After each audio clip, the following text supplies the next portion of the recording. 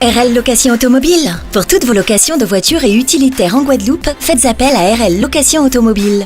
Avec RL Location Automobile, réservez en toute tranquillité 7 jours sur 7, 24 heures sur 24. RL Location vous propose une large gamme de voitures et d'utilitaires au meilleur prix sur le site internet www.rl-location.com.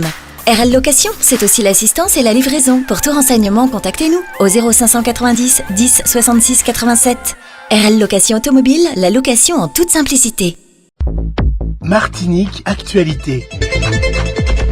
Un homme de 60 ans a été tué par balle à 5h ce matin, jeudi 10 août, sur le pont de Kerlis. C'est le 18e meurtre en Martinique depuis le début de l'année. C'est beaucoup. L'homme qui a renversé volontairement avec sa voiture un boulanger avec qui il avait une altercation a été arrêté par la police. L'enquête devra déterminer si le boulanger était armé d'un coutelas. Cela se passe, nous vous en avons parlé, au quartier Sigui, au Vauclin. La nouvelle ministre des Solidarités et des Familles, Aurore Berger, travaille sur la création d'une allocation de vacances pour les enfants.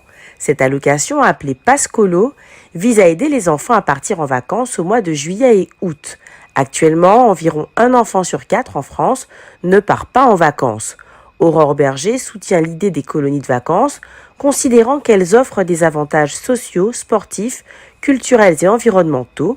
Elle souhaite encourager davantage de familles à inscrire leurs enfants en colonie. L'allocation serait versée par la CAF, la Caisse d'allocation familiale, et bénéficierait à environ 80% des enfants français.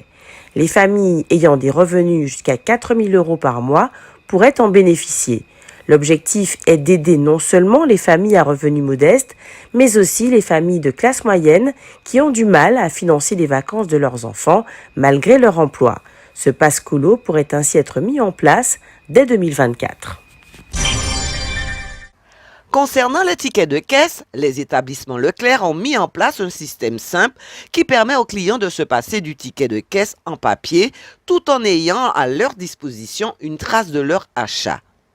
Rappelons que c'est le 1er août que s'est terminée l'impression automatique des tickets de caisse en papier.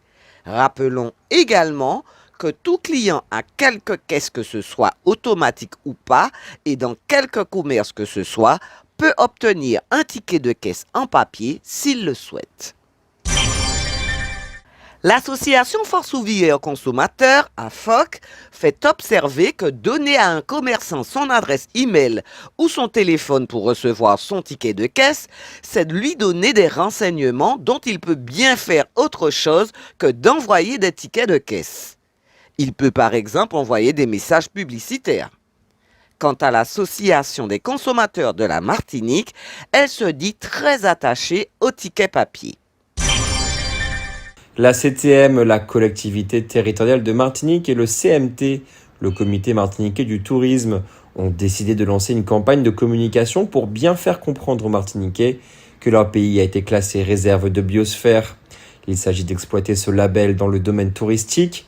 Ils vont dépenser pour cela 50 000 €, étant bien entendu que tout Martiniquais peut être touriste dans son propre pays. La ville de Trinité propose sur la place des fêtes de Tartane aujourd'hui, jeudi 10 août, une manifestation festive dont c'est la première édition. Elle s'appelle les Génies du Mix. 12 DJ vont se succéder non-stop aux platines de 18h à minuit. La promesse, c'est que tous les âges pourront y trouver leur compte. Il faut venir danser, c'est gratuit. Contrairement à une idée largement répandue, la maladie asthmatique se manifeste de façon très variée. Une oppression thoracique, une gêne respiratoire, des sifflements, des bronchites à répétition ou une simple toux, c'est peut-être de l'asthme. Il est vrai qu'il n'est pas toujours évident de faire le rapprochement entre ces signes plutôt généraux, gêne respiratoire, sensation d'oppression, toux par exemple, et l'asthme. D'autant que la fatigue est un autre symptôme de cette maladie, souvent oublié par les médecins. En effet, un patient asthmatique a une façon de respirer qui n'est pas naturelle. C'est une contrainte qui fatigue son organisme. Il faut donc apprendre à repérer les signes qui caractérisent l'asthme. Le risque pour les patients est de s'habituer à ces symptômes et à les tolérer jusqu'à ce que survienne la crise d'asthme aiguë. Tous les malades, quel que soit le degré de sévérité de leur asthme, peuvent être confrontés à une crise, celle justement qui provoque une suffocation et peut mettre la vie en danger. Chaque année, environ 900 personnes décèdent à cause d'une crise d'asthme. Pourtant, il n'est pas rare qu'il faille attendre cet épisode aigu pour que le diagnostic soit posé. Il existe pourtant des traitements efficaces. En prenant de petites doses de corticoïdes inhalés, 80% des asthmatiques peuvent contrôler leur maladie, c'est-à-dire qu'ils ne sont plus handicapés ou limités dans leurs activités quotidiennes à cause de l'asthme. L'asthme reste une maladie qui continue à couper le souffle et gâcher la qualité de vie de milliers de personnes, d'une part parce qu'il faut accepter de souffrir d'une maladie chronique et donc de prendre son traitement tous les jours, d'autre part parce qu'il faut apprendre à reconnaître les facteurs qui vont déclencher les crises d'asthme et agir en conséquence. Ce n'est pas toujours facile. Un asthmatique doit apprendre à écouter ses symptômes. Il doit notamment savoir ce qu'il faut faire pour ne pas les laisser s'aggraver. Du 11 au 20 août se déroule la fête patronale du Lorrain. Au programme, théâtre, soirée des associations, initiation à la danse moderne et au ballet, village ludique, jeux d'antan, podium d'animation, concert de tabou combo. Dans le cadre de sa fête patronale, la ville du Lamentais ne se contente pas de manifestations culturelles. Elle s'intéresse également au sport.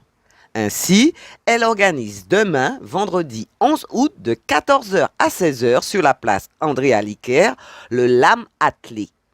À partir de 3 ans, les Lamentinois et tous ceux qui le souhaitent peuvent venir découvrir l'athlétisme dans la joie et la bonne humeur avec l'association sportive La Cigogne et l'Office martiniquais du sport et des loisirs.